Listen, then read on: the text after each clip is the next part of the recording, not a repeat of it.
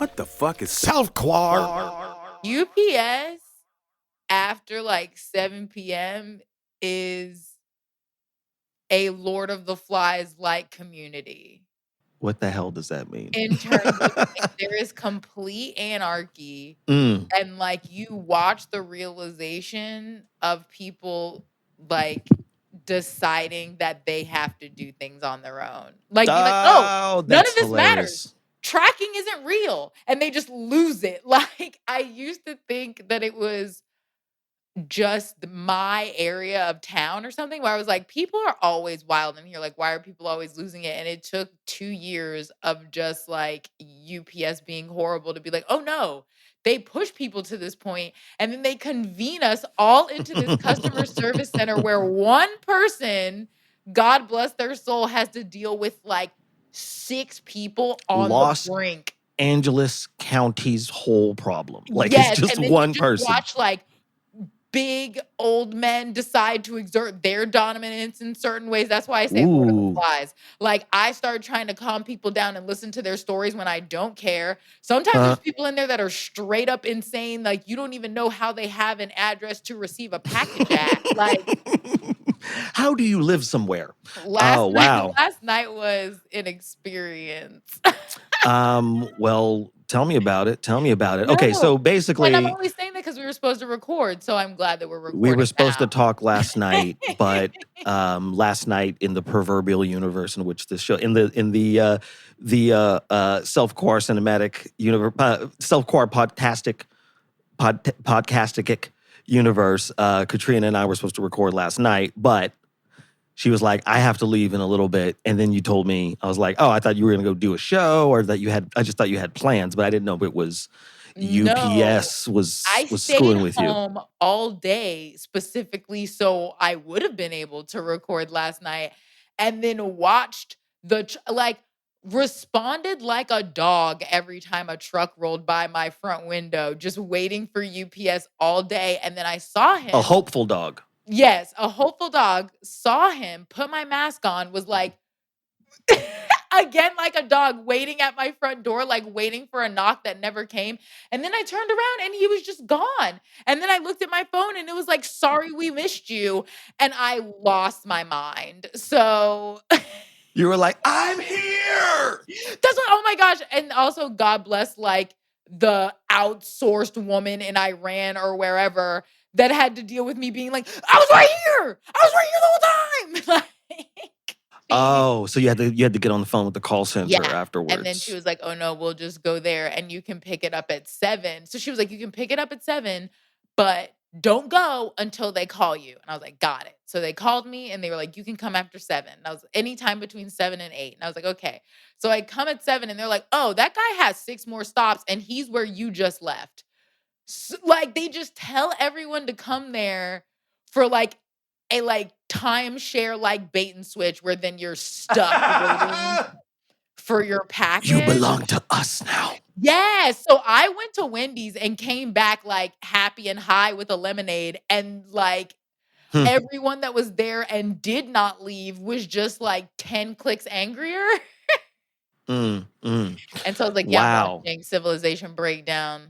That's great. I mean, it is definitely a microcosm of the way things are, you know. But also, like, it's a great example of where you are in your life, I think, right now, right?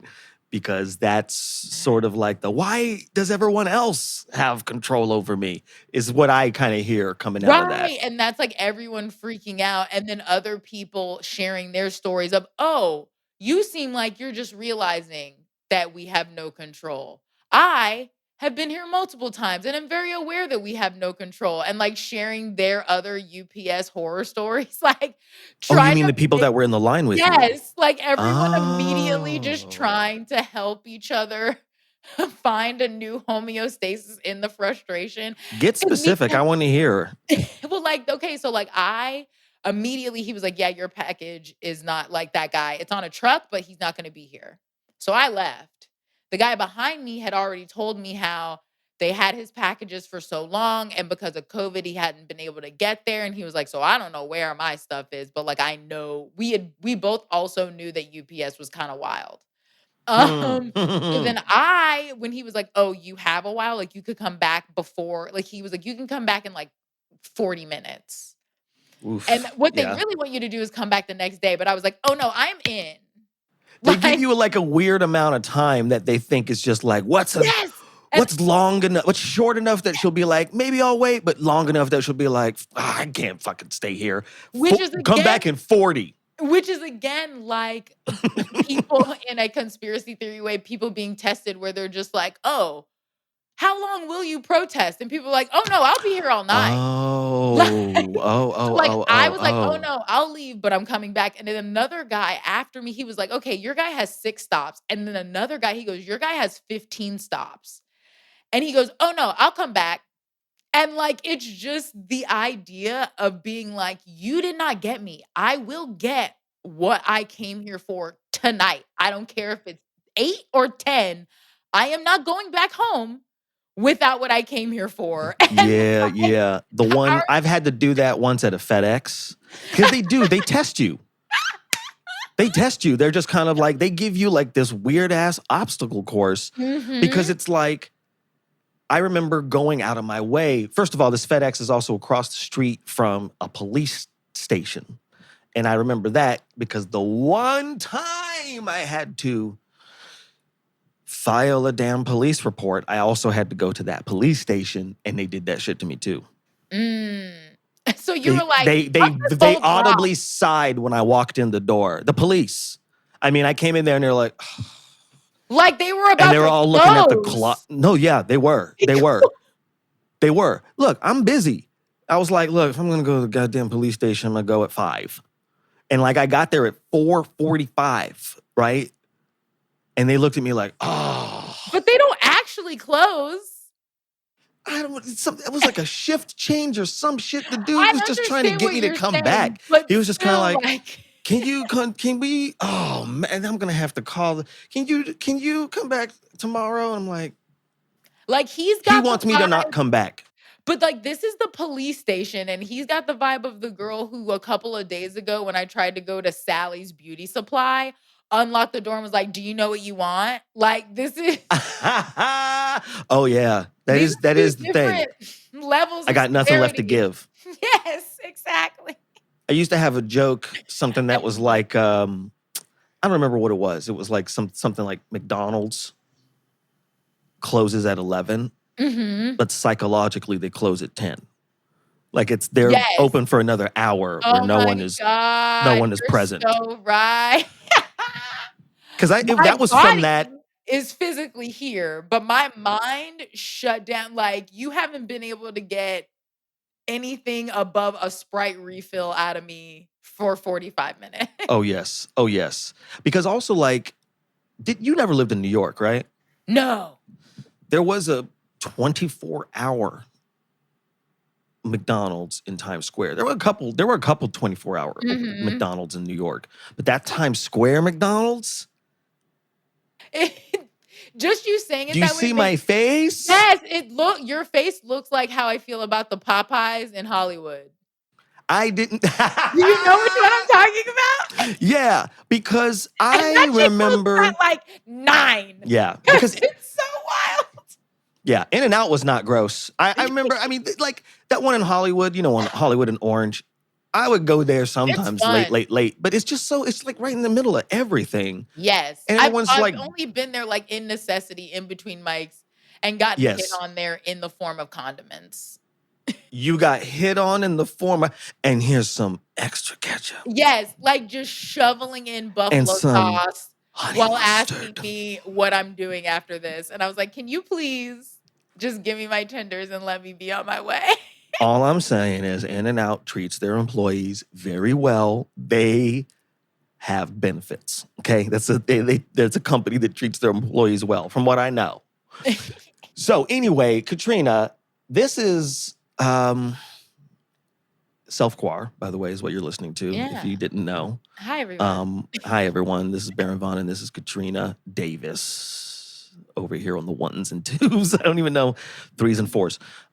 So Katrina, wow, that UPS story is a big, I don't want to say big reveal. came in hot. I'm sorry. No, no, no, no, no, no, no. I like it. I like it. I guess I'm just thinking about like, okay, so yesterday, A the lot verdict, happened. yes, the verdict for the Chauvin trial was he was found guilty on all charges. The murderer of George Floyd, as we all know, but it kind of changed the temperature of something. I can't put my finger on it, Mhm. but I don't know Like what we it. got one? Say what? Like we got one? Is that what you felt? I mean, I feel like that's what the relief or whatever that people were expressing, I would feel like as is like you got one like, uh, it's kinda like an underdog story. Like, I read that that's the first time a police officer in Minnesota has been charged with anything in terms of, like, their excessive force or murder of a citizen. Mm. So, the idea that that's the first time is like, yeah, just people seeing that it's possible at all to win one. Because I feel Mm. like we would've just, like and even not like, "Oh, conspiracy," because I feel like it was. I feel like they did, uh, even just the closing arguments in terms of just sticking to, like, the logic of, like you said, what we all saw, but I think also that they were afraid people were gonna, like, watts out if it was just, like, that obvious that we cannot get a win that we cannot get justice. Who was afraid that people were going to watch out? Uh, like, just not knowing which way the verdict was gonna go and people boarding up their businesses and this, that, Oh and yeah, the other. preparing. Right, right, right, right, right, right, right. The quote unquote quiet before the storm. I don't Mhm. mean to get all Q in this piece, but you know what I'm talking Oh, about. no. That hashtag gonna open up a whole new demographic for the pod. Q in this piece. But, but yeah, I do feel like people were just like, "Oh, yeah, like, we got one." And even Mm. that, like you're saying, the tension of not knowing whether or not we were gonna get one and that breaking can go one of 2 ways, is people being like, "Oh my gosh, thank God." And that initial release turning into joy of like, this is it, you guys. Now this, now that this is gonna happen, and thinking that like this is kind of like the beginning of a downhill. You know what I mean? And I Mm. love the idea of that level of optimism, Mm-hmm. but I feel like a lot of more realistic people were just like, yeah, the idea that we all had Mm-hmm. to wait 300 some odd days and still hope for that hard in itself is kind of only but so joyous. Right. Right. And then on the same day, another person was killed. Mhm. Even if you did try to feel that for a second, it was like, "I now present to you." And it's just well, I'll tell you this. Let me push you on this, Katrina, because Mhm. you kind of do this comedian thing sometimes Hmm. where I ask you what you think, and then you tell me what you think about what everybody else thinks. Mm. You said some people think this and other Yeah, people think that, yeah. but I didn't hear what you I think. think I guess I felt like, um, a Yes. combination of those things because it was like, even if you wanna feel happy for a second, a reality immediately set Hmm. in terms of, "Oh, he was found guilty. Great." And then thinking of, okay, the alternative to that was people believing exhaust fumes as a theory. Like, yeah, he better have been guilty because the alternative is a level of bias that I don't is so inexcusable, I don't know where my mind would have gone. Mm. So, I'm only able to give but so much credit. Mm. for what should have happened, in my opinion. You Mm. know what I mean? Mm-hmm. Like, and that's why the closing arguments I appreciated so much, because it was just like his boss said that this was wrong. This person Mm-hmm. said this was wrong. All of these people said this was wrong. Like, why the fuck are we even here? So the fact that we would then just like go over above and beyond patting people on the back for the outcome that made the most sense is like, Mm-hmm. okay, yeah. Like it is kind of, I think, in my idea of being hard on people, like, yeah, you did what you should have done. What do you want? Like, Mm. Mm. I'm proud. Yes, I am happy, but you shouldn't get any more than that. What happened? The justice that should have not even justice, the punishment that should have been dealt out by the rules that we all set up should have happened, and now you want me to do fucking backflips, and it's like, "Nah." And even if I was gonna be that excited, like you said, how many hours did it take for you to immediately get reminded of how many cases would be Yeah. left if they even got seen? How many tapes would enrage us if they weren't hid and deleted? They fucking tried to hide Ahmad's shit. Like, you know what I Mm-hmm. mean? Mm-hmm. So I was only but so happy before, But that's the thing is before that tragedy like struck anyway. I guess the thing is that like this corruption, this is so expected, I guess. And Mhm. so because the police are like a religious military. They're like a military cult. They're even like scarier than the actual military, like so it's kind of because they're here. So it's like seeing this The police are country. like the military. The police basically, and this is what I think also is almost admirable about people who just like immediately bow down to authority in any way in terms of their Mhm. level of support of like authority and police in general.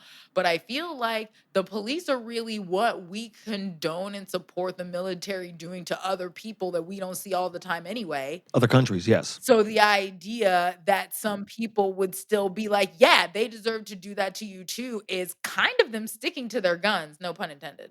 Does that make sense? I actually think that Like the if pun you're was gonna intended. love authority that much, then like I don't expect you to not love it when it's happening to people that you share your neighborhood with.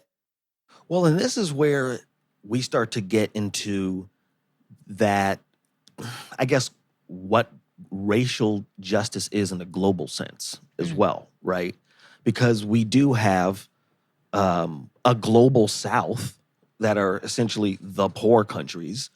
Note the skin color of all the people in those countries, right?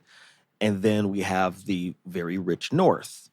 So it's kind of like what we do, it's microcosm, macrocosm stuff, I guess, Mhm. where it's kind of like, especially because I mean, people have been talking about this for years about the militarization of the police and how they have tanks and how they have all of these things that police weren't supposed to have, but how many people that used to be in the military have joined the Mhm. police, So it's kind of like this loop.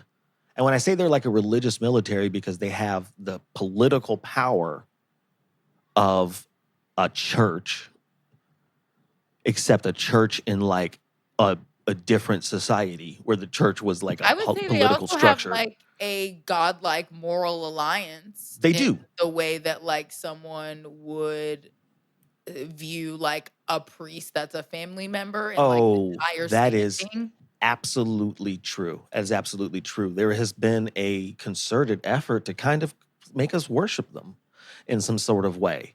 And as the more religious right people, especially like the conservative Republican people, you know, their fear and all their anxiety heaved onto us. They see that they're us black people, that is, they see the police as their saviors, their literal saviors, an Yes. angel. Yes. But Yeah. it's still always about property because it's like Mhm. Who is it? Okay, we don't have to get too deep into this because it's like it's so frustrating. Because I was gonna say that everything that you just said and Mhm, everything mhm. that I dealt with at UPS does make me think of what you and Amy touch on in this episode, and realizing how close you are to the edge sometimes, and her crying in the Target, um, You because, mean you general you. yes, us being that close to the brink and still having to be out in the world Mhm. doing regular stuff because I also was in a Target and there were a bunch of lines where there were 3 lines with a lady trying to return open socks for her grandchild, just like a bunch of people taking too long, clogging up all the lines. So then there Okay. were a bunch of people with not a lot of stuff trying to fast track it. And a lady asked me, "Oh, ma'am, could I help you on number 9?" And the lady in front of me just goes, "Actually, you know what? I've been waiting forever. Could I go?"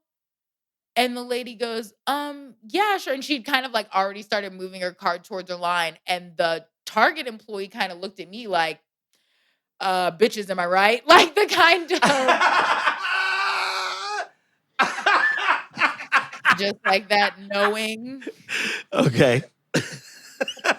I'm like, well, that's fucked up, but And I had to sit there and that's take, hilarious. a full 5 minutes of being, deep breaths and being like, "I need to do yoga when I go back home," and I had no idea how close I was, and I Uh, replayed in my head, 5 times her voice going, "Actually, could I just go f" I was like, "Oh, no, this is affecting me in a way that it should not," and so I immediately thought of, that when she but said that. no, but that's one of those things. Let me. That's one of those things though, because it's kind of like that's a microaggression, Mhm. right? Because you just didn't exist to that person. Is that right? Because I always hear Well, microaggression, okay, and no, that's one of this those is what it words that people okay, and go, look, I will also expand on this story to show why I mm, understood, but still did not appreciate the tone. okay. Because like I said, everyone was moving around in all these lines, so I had already Oh, gotten asked into, a less people stuff line, but then that lady's card wasn't working. So I had already gotten asked into a new line. So from her point of view, everyone is asking me if I need to be helped. So she was really speaking up for herself. okay. But in that same way, I had 3 things and she still could have just gone after me and been done just as fast because she had a bunch of stuff. So her still being like, "You know what? No," was still taking more for herself than I would have taken from her just letting Mm, me go. But hmm. I did understand her being like, "No, I'm doing this." But to me, it was just hit because of what Amy said, all of these things that I did not re all of these aggressions that I did not realize that I was taking in and suppressing was just like you said, "Oh, fuck me," right? Like, me and the employer looking at each other like, "You see my basket with, a ca" the only reason I was there is because I was buying lighters and I thought they would check my ID. I would have gone to self-checkout. This is really getting into the story, but I like details though. That's my but, thing. I think we were both looking at each other, You regardless had lighters, and she was like, "I have to go before you." right! So I feel like that's what me What do you and have? A the dollar fifty worth of stuff? No, yes! I have And a it was just hundred $50 worth of stuff. and so me and the cashier, I think, were kind of looking at each other like, "You know what? Fine," but also, Why? again, having to be because I could have been like, Mm, mm, She wasn't speaking to you." Like, she asked me, "This lady is also holding me up." Like, I'm also just as ready to leave mhm, in terms of how long you think you've been waiting and what mhm, that mhm. feels like when I actually got here before you. Yeah, but that's the And other being like, thing that "I'm just gonna happens. go home and do yoga." 'Cause No, people always it's like that thing when you are driving and someone behind you honks, and oh you're my like, "Are they honking gosh, at me?" Or no! someone in front of you is doing some And shit, and they think it's exactly. you.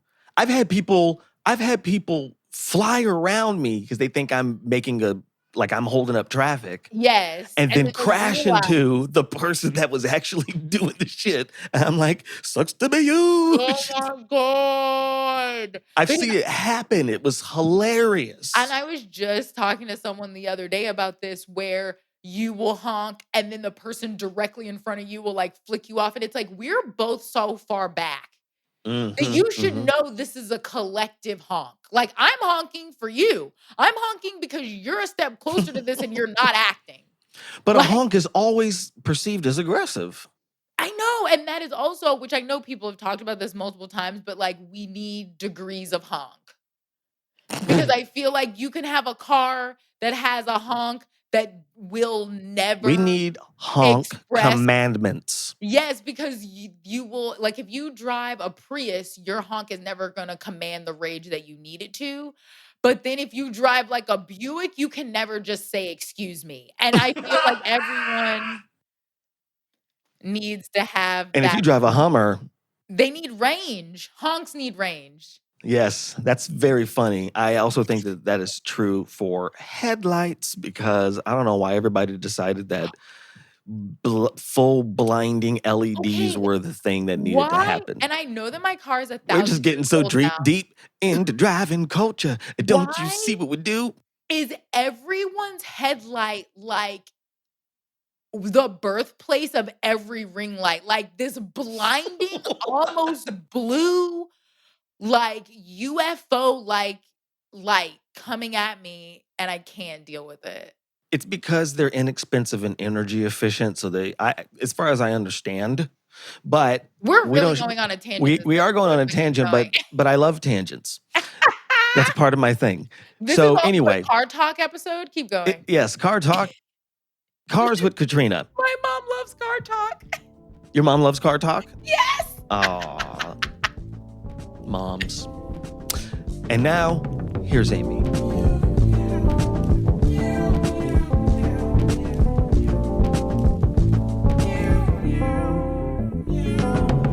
You know, this has been a, for lack of a better word, weird ass year. For sure. And it has brought, I don't know how many things into focus, like an apocalypse should. Bring a lot of things into focus that Thinking we've been about life, standing thinking on. about death, thinking about zombies. Yes. Well, but also just about the bullshit that we as a country have been standing on, that it's not like this shit hasn't been known, but it blew up in everyone's face, Completely. in a way that I don't think I could have called. I knew something like this had to happen, but I didn't know it was going to be like this. Yeah. But as you know, people are like mobilized. People are learning. People are out there doing shit. And and because of that, there's that attitude of like feeling like you have to be doing something. Like, what are you doing? What are you doing? What have you been doing? I want to ask you, how have you been doing?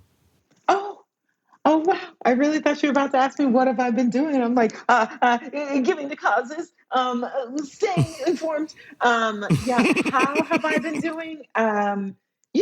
Ups and downs, ups and downs. For the most part, uh, work has been so crazy that it's provided like actually a pretty nice distraction because we're right now we're in production. And Mm, when everything popped off last summer, we were in the room, and I have to be honest, it was actually like a saving grace to get to mm, have work to go to because I work with Black people. So it was like 2 days. We took the day off that the George Floyd incident happened, and then when we came back to work, it was like we all logged into Zoom and all like looked at each other, yeah, and like we were like crying, and it was just yeah. like, is anyone okay? No. But it actually was really nice to be able to look at Black people and not have to, we didn't have to have the talk about it because we all knew it, And so it actually got me through. Work really was like, I think a lot of Black people did not have that because a lot of us don't work in those spaces. So I felt really Yeah. blessed. Yeah. Yeah. Well, and I'm a person who I'm fortunate when there's more than just me around sometimes, in the places I be. Yeah. Luckily, though, by that time, obviously, I love that you called it the George Floyd incident. It's the most understated. I mean, The literally, it sounds like GFI I'm that like Coachella. Like it's just like a thing that happens every year, but it I know, literally, and that's what okay, yeah, and that's what this even for me, this whole podcast was born out of what yeah, I didn't have what you had. Everything I had been doing was shut down by that time, right, and so it's kind of like I, I don't know that I was expecting shit like this to not be happening while the pandemic was happening, but yeah, it was like it's dangerous to be in other people's space, yet they just yes, had to kill this man. They were just like, yeah, I know, but I love yeah, being a murderer. mm-hmm. Allegedly. Allegedly, It's a trial yeah, happening right now. But and so what I did was I kept checking in with my personal people, my family, my friends, mm-hmm. the black people that I keep the closest to me, you know, just checking in to see how people were, especially because people are all over the country. Right, Everyone's not in I LA. spread out, And I just wanted to see how people were, like, mm-hmm. are you okay? you know, right now. And it's because I know Yeah. I'm not. No, hell no. It was like I mean, yes, I was physically at work, but mentally I was gone. Like we're all just like gone. And I remember I had a screenplay that was like due the week after, and I Mm, emailed them was like, it's gonna be a while. Expect it like end of summer, early fall. Cause I was like, I have to like heal. I can't just be making vagina jokes right now. Like I kind of gotta like, you know? And that was hard, like especially like I always pride myself on being very productive and prolific. mm-hmm, Like I'm a writer and I love the process. I love to write. And so mm-hmm. generally if I say something's due, it's going to be due. And if they're going to get it and having to like talk to my team and be like, hey, yo, I'm like mad broken. I'm like not okay. So like it's gonna be a minute till you hear from me. And like literally just having to own that like mm, in all of us, even people who aren't actually in creative fields, all of us have a part of us that's an artist, and I say yes. that to mean like artist is the part of you that like feels the most and is Mm-hmm. empathic and needs care, and we Yes. all have that. Mm-hmm. And lots of times like society tries to crush that and like, oh, you're an accountant, but it's like somewhere that accountant is gonna like be jimed into Coltrane on the weekends or like spend a little extra time folding his sweaters because he likes them to be a perfect square. Whatever that thing is, that part of you is that artist part of you. And Hmm. that part of us all needed healing. No matter Mm-hmm. what we were doing in our day to day, we could be at Target, and I remember literally going to Target and just like crying because I couldn't find the toilet paper, and I was like, "Where?" And I'm like, I'm not crying because of the toilet paper. I'm No, crying no, because no, no, I'm no, no. feeling. The toilet paper was like a needle taken to a balloon. It's just kind of like Yes, no. This was a water filled balloon. I've been putting yes. my tears in here, and the I toilet was like, paper what do you just. mean you only have up and up? Where's the Charmin? I don't want up I and didn't come all this way for one blank. up. Now let me ask you this, because you're talking about that artist part of ourselves, and let me put this on you. Because we have to be in our minds and we have to live in our Mm, heads and kind of be present with our emotions and our multiple selves, that mhm, we are either translating to a script or a role or just any kind of thing, but we're always kind of going back to, that well mhm. that only gets filled up by living life. But Yeah, sometimes when you are a person whose job it is to explain life, aka a yeah, writer, like when you're like, okay, how do people talk a certain way? Like what kind of stories do, like then if you spend a lot of time doing that, sometimes you don't get as much time to live your life. Mm-hmm. And then when something like this happens on top of it, this, just like all of the different problems and kind of psychological falling swords that are coming at us that we got to dodge. My Right. question is, how do you feel?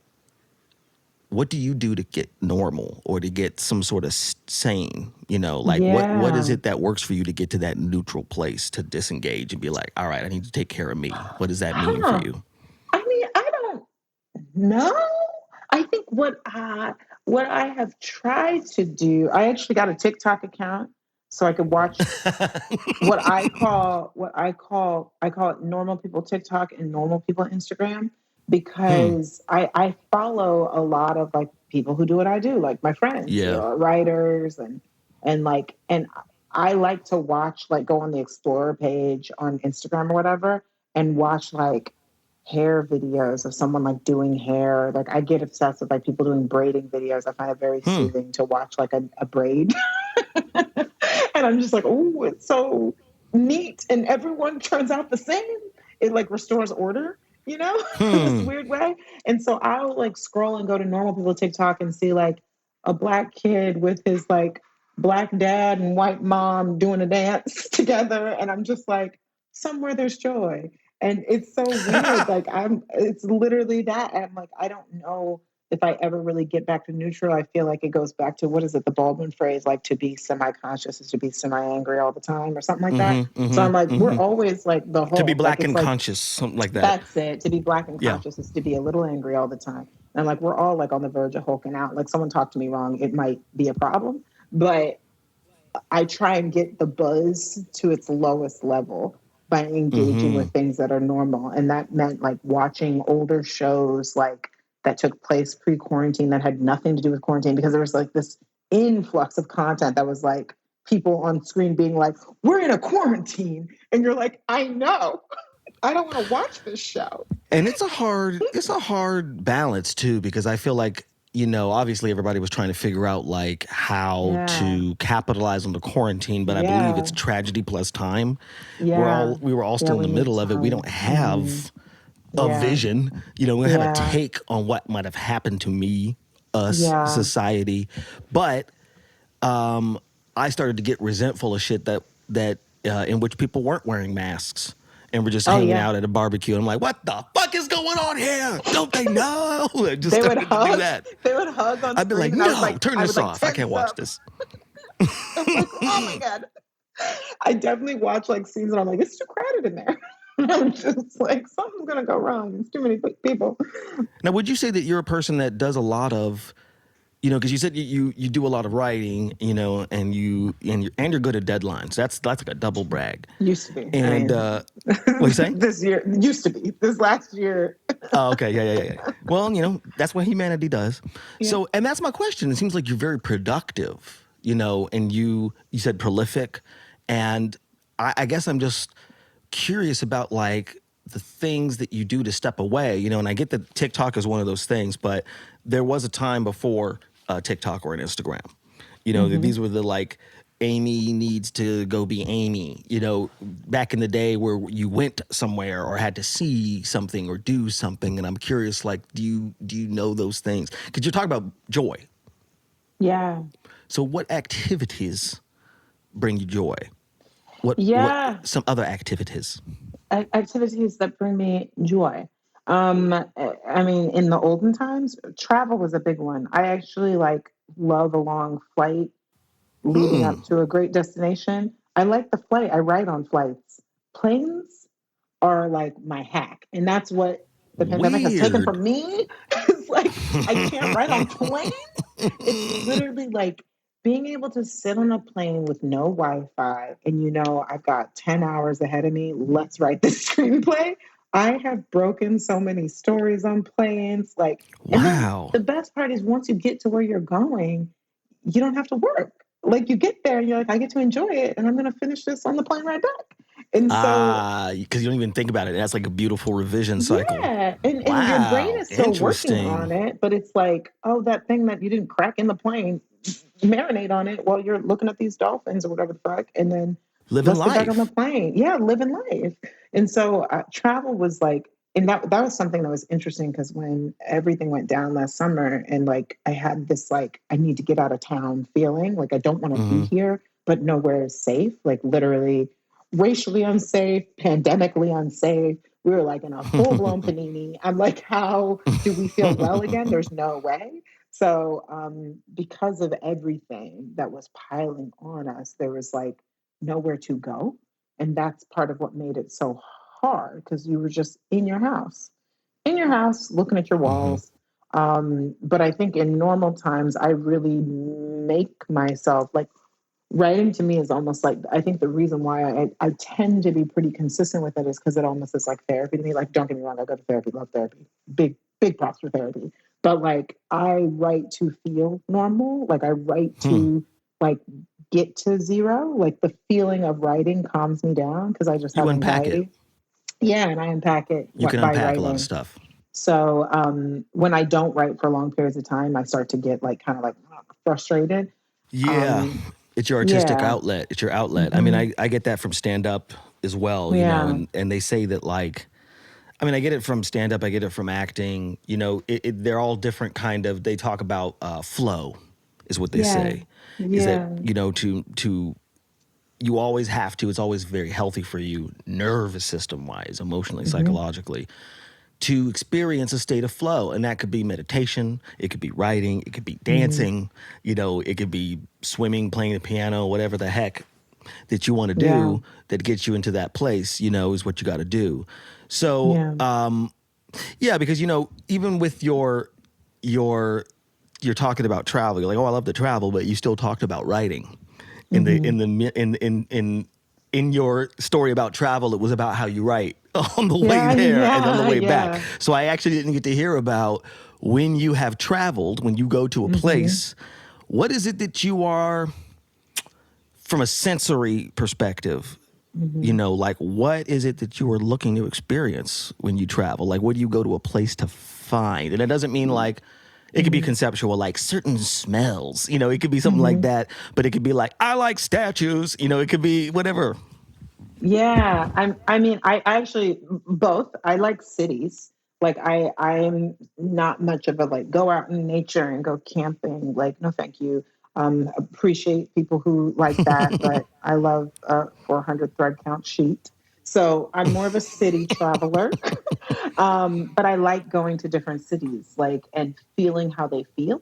Like, Mm. even though New York, London, Paris, Singapore, like they're similar, but they feel different. Like I always feel like New York is the loudest of the three.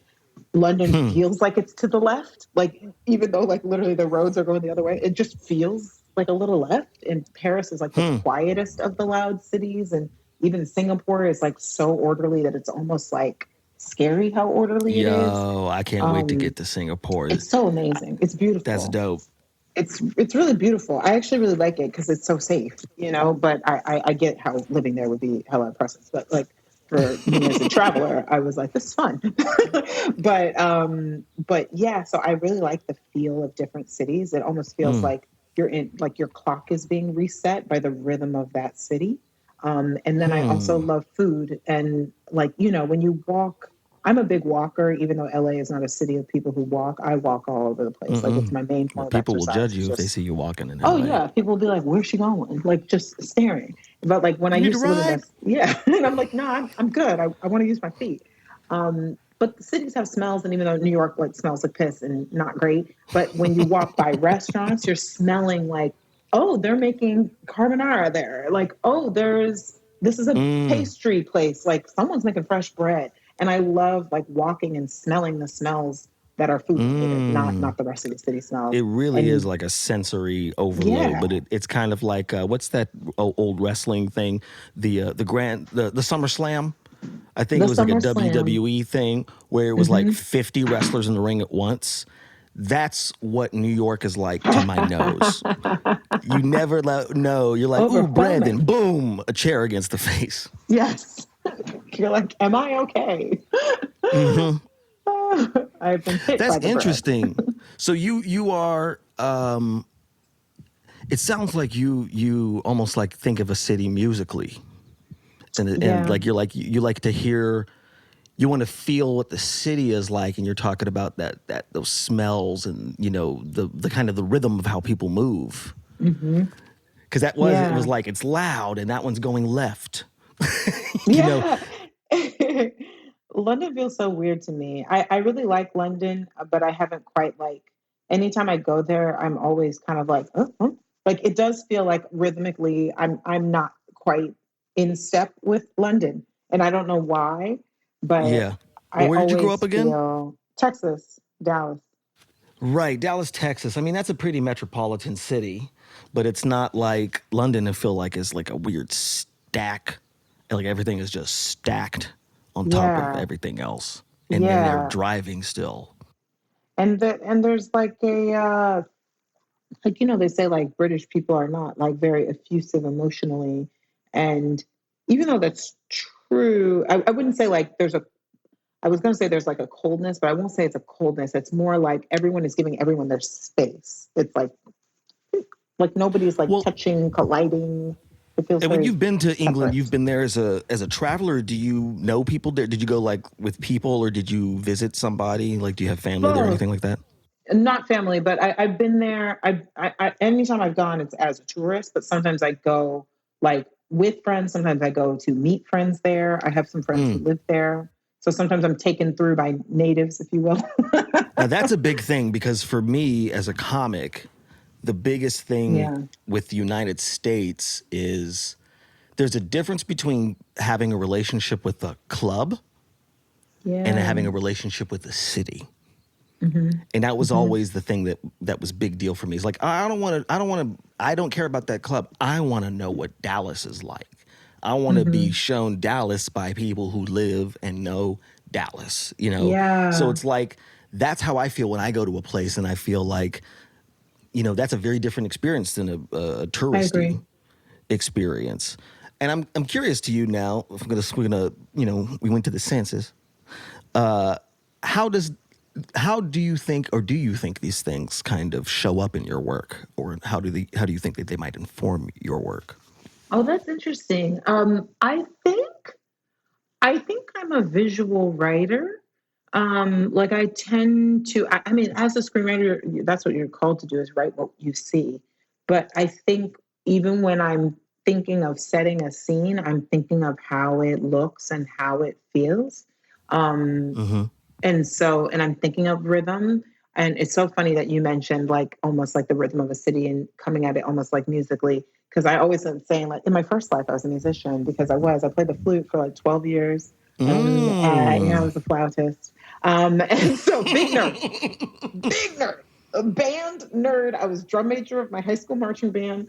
You also Huge said marching band flautist nerd. instead of flutist, so we I know. did, yeah. I was fancy. That's right. You got to pronounce it fancy or you ain't What's the serious. difference? $50 more an hour. I heard that in a That is movie that correct. Coppola directed. You're absolutely right. And I will take that $50. But I do sort of, I think maybe it's like a holdover from my more musical days because I love music and I used to dance, and all of those things sort of are very sensory. And it's like the feeling, like how long the silence lasts is actually what makes music, And it's like filling that silence. And so I do think very often when I come through cities and it is reflected in my writing that I feel like everything has a rhythm. And sometimes I have a Mm-hmm. hard time explaining that. Like I'll be in a room setting and it's sort of like the rhythm of this is off and I don't know how to explain it because we all have different rhythms in our heads Absolutely. as Absolutely. writers. And Yeah. that's another question. Like that's a different thing when you're collaborating with people. You know what Hmm. I mean? And when you are kind of participating in a collective vision, Hmm. and you're an accomplished writer. So when you are on a show, you're not like at a staff position. So you're always Hmm. like somewhere where you are a person that people come to, for notes, feedbacks, rewrites, et cetera, et cetera. So, in that same tone, or I guess that same, what's the word? That same tone. that same forte. Let me I get like some. Sforza for you for a Okay, I split like Forza second. as well. Okay, Flouty. Um, I love it. My nickname is Flouty. I yeah, love it.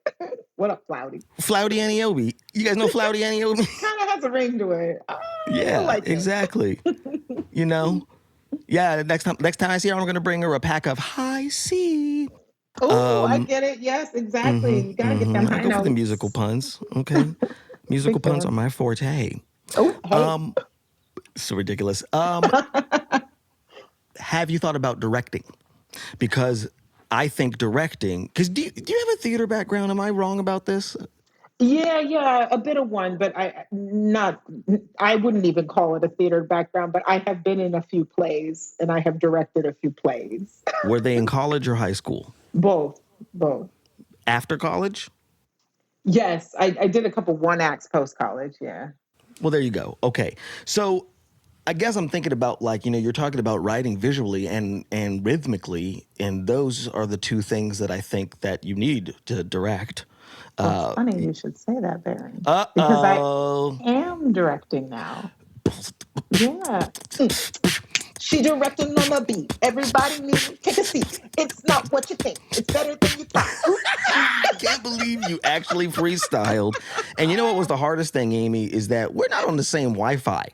So What did you it were sound like like to off to you? me, and I'm like, Oh okay, I got to no. stay on because then later I'll cut this and it'll sound dope. Oh no.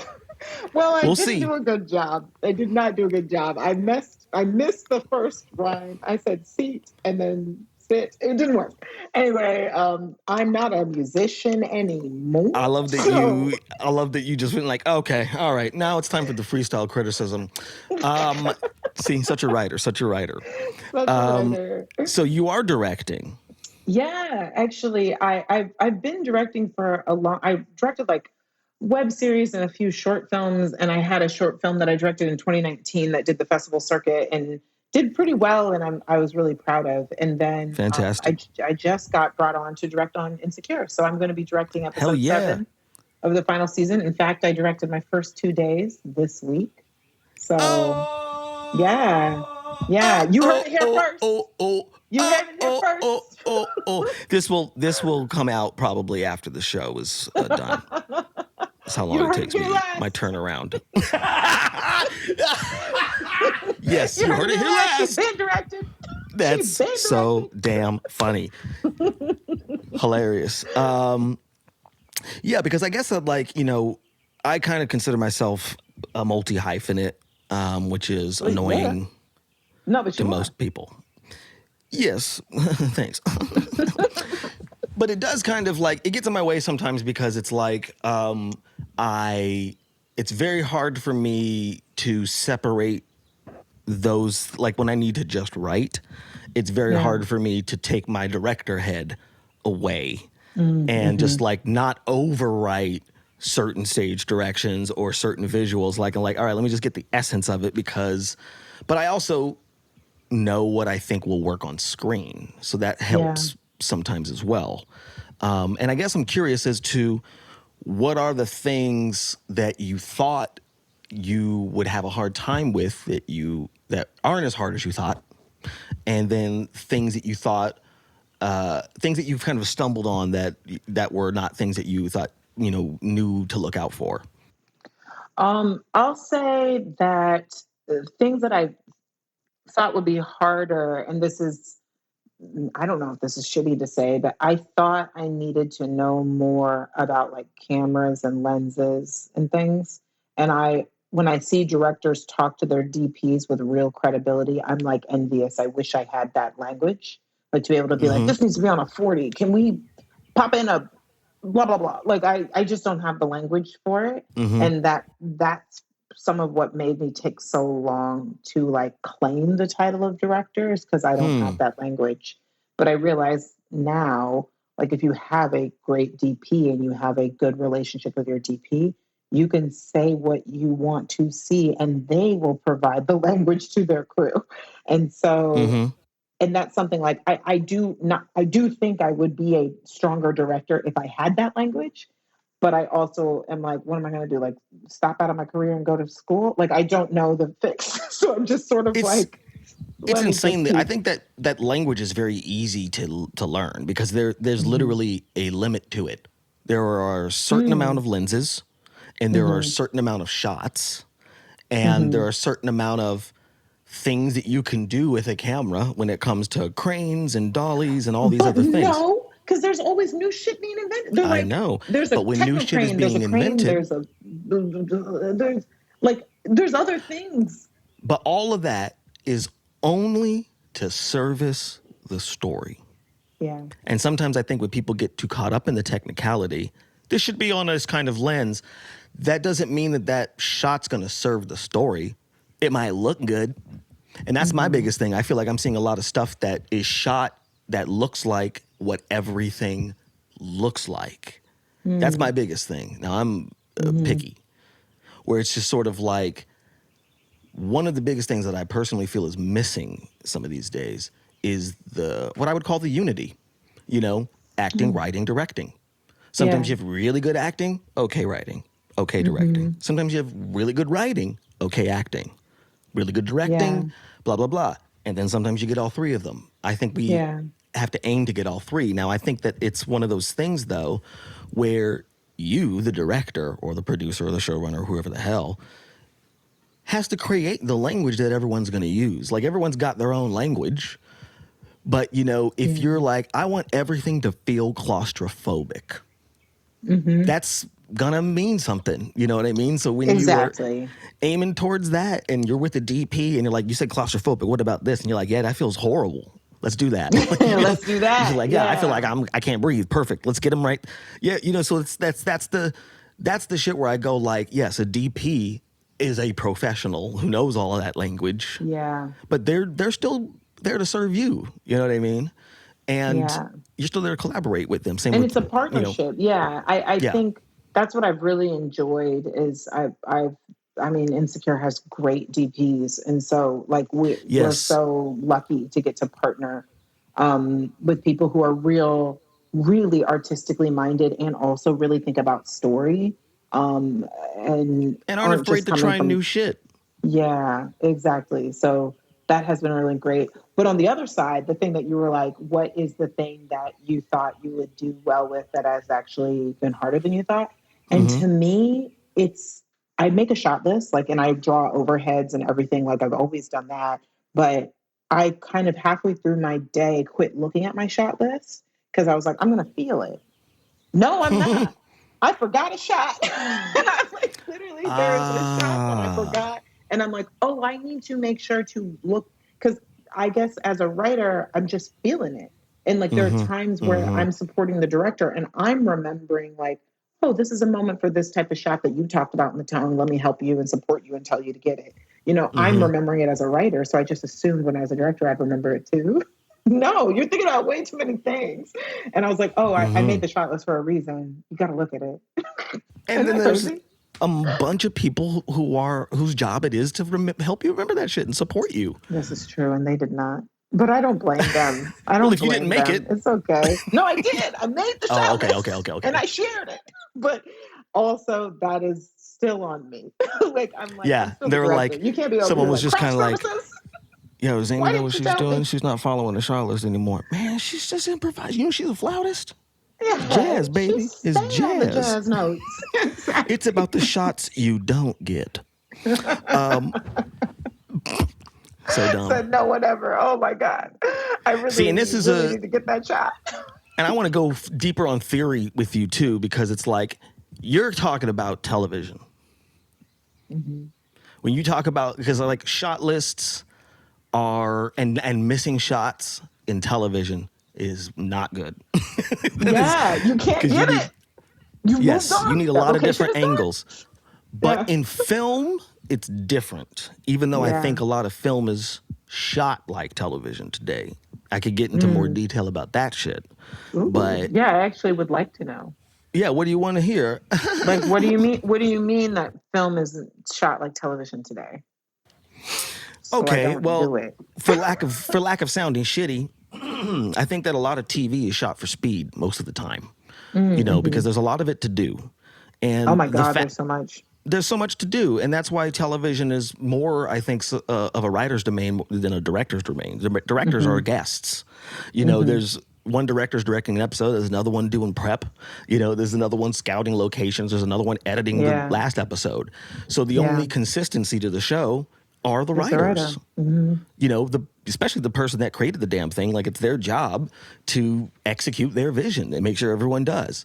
Mm-hmm. So in TV, though, because you're moving at this clip where you are writing these scripts and then it has to go through a process of getting vetted by 80 billion people before the actors even see it, Mm-hmm. and they're already shooting something, that is the same character that they're going to play when they see the next script. Yeah. So there's all of these different things. It's like, and then this wardrobe and all of these things fly out because the scripts are always changing. There's a lot of them, Mm-hmm. and you don't have the most time ever to get it done. Yeah. A movie is one script that usually everyone has read and agreed upon before the production started. You know what I mean? So it's kind of like you're already coming in with a script that hopefully hasn't changed too much. And if it has, everyone was aware. Like no one's caught off guard by changes like happens in TV. Well, I'm not going to say that that's not true. It's just that It does that would be the happen. intention. It would be Yeah, the that would be the intention. intention. I had a thing where I did where there was an important prop where they're like, didn't come in time. And I'm like, all right, well, we'll just do it differently. And it like ended up being better. Like I was like, I Mm-hmm. need that one. I need that cattle prod, and it didn't come. I'm like, all right, well, Do it with the maybe, guitar. yeah. Yes, exactly. Pick up that ukulele. Now play Somewhere Over the Rainbow Hawaiian style. You need a flute to do that. If you need it, just Okay. let Just me trying to know. insert flutes into I'm everything here. over I'm here. available. I guess the thing is that it is my estimation that the director of a pilot gets a producer credit because they're the person who invents the visual language for the rest of the series. Correct. Now, the series visual language will evolve as the show evolves because people get to know what does and doesn't work. You're shooting in the same spaces, blah, blah, blah.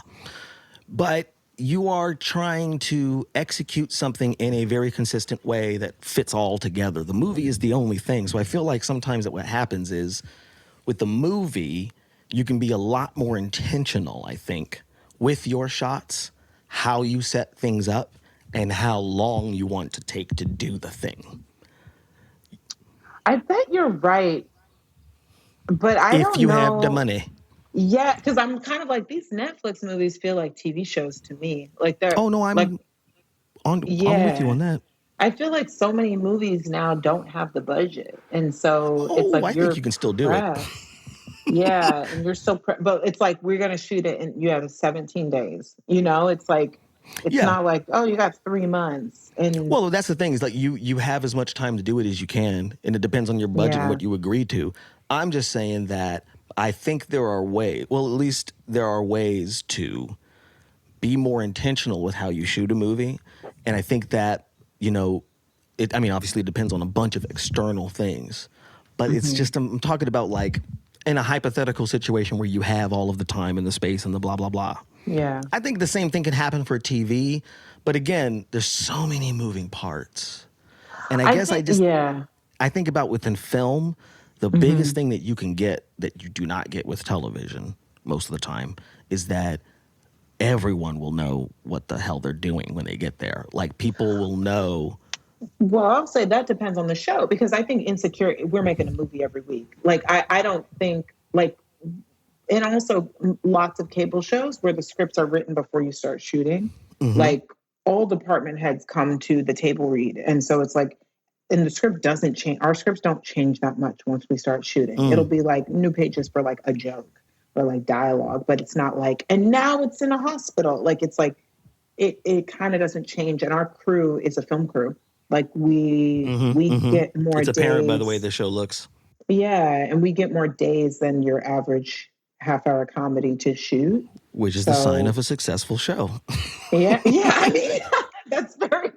I'm like, yeah. It's like we're still pressed. Like especially in a pandemic, it's nuts. Like our days are 10 hours instead of 12, which feels like 8 because of the logistics of keeping everyone safe, which is very important, and Mm-hmm. yet does naturally slow down the process.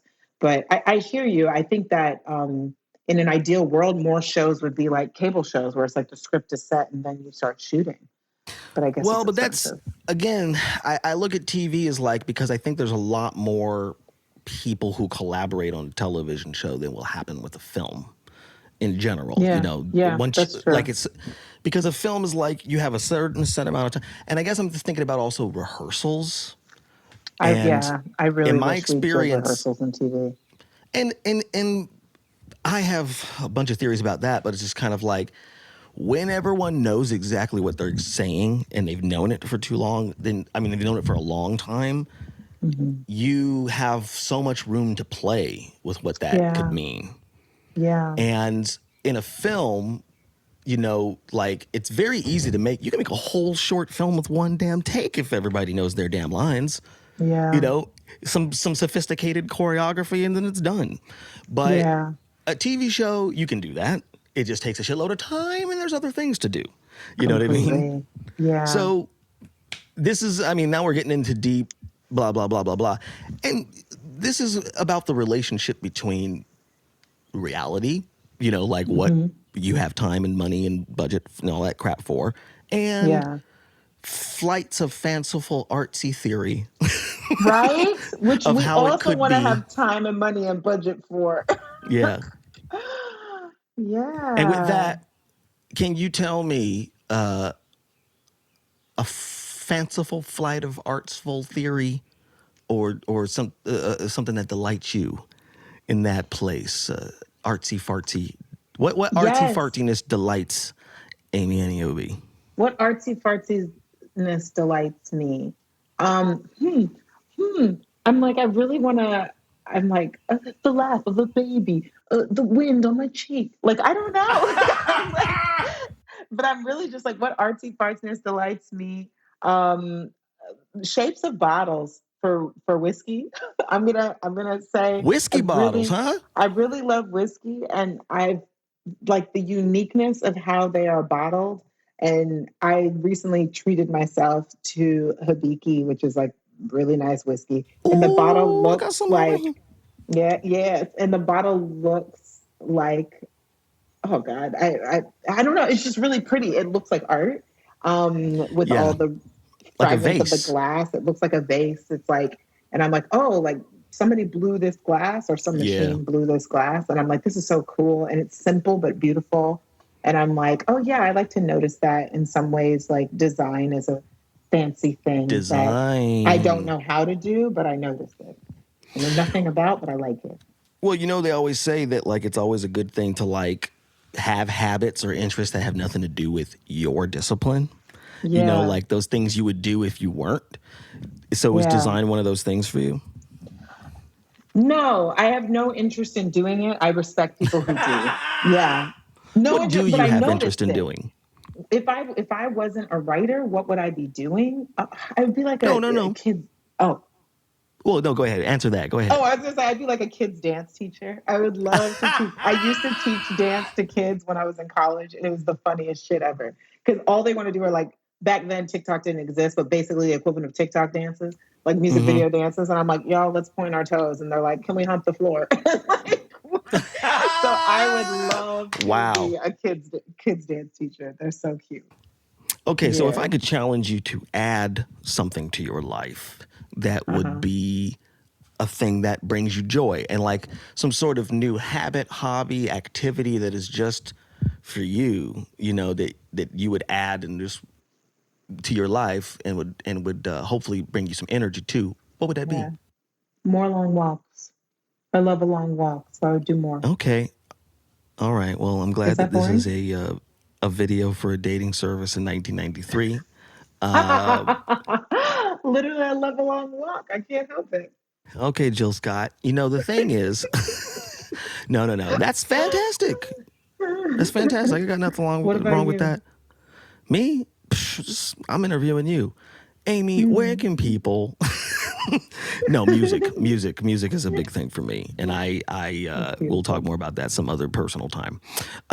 Is there anything you want to promote or anything like that? Not really, not right now. Follow me on Twitter and TikTok. I started a TikTok and on Instagram at J Aniobi. That's JAN as in Nancy IOBI. Across all socials. And yeah, that's it. I All like to right. shoot the shit. Shoot the shit with Johnny Obi on Yes, the you got socials. it. All right. Good to see you.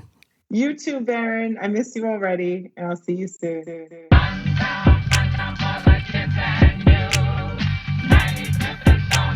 Stony Island Audio.